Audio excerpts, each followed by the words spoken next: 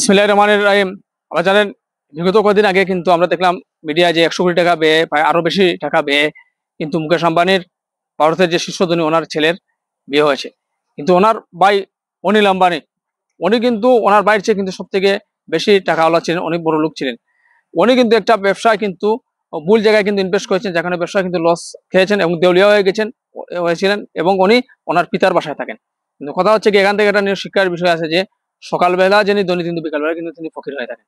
এই বিষয়টাকে আমাদেরকে শিক্ষা নিতে হবে।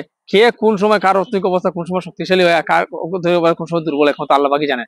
আমরা দেখেছি বাংলাদেশের ক্ষেত্রে অসংখ্য শিল্পপতি যারা মনে করেন বিমানে গিয়ে কেনাকাটা করতেন, নিজের কেনাকাটা করতেন বা হেলিকপ্টারে চলাফেরা করতেন, এদের অনেকে কিন্তু আজকে দিনে নুন আনতে পান্তা ফুরায়, এরকম অবস্থা। আবার অনেক মানুষ অনেক কষ্ট করে জীবন জীবিকা করেছে, আজকে কিন্তু তারা অর্থনৈতিক শক্তিশালী। কাজে এই যে মুকেশ আম্বানি এবং অনিল আম্বানি জীবন থেকে আমাদেরকে শিক্ষার বিষয় আছে, শিক্ষার অনেক বিষয় আছে, শিক্ষার কোনো শেষ নাই। ধন্যবাদ সবাইকে।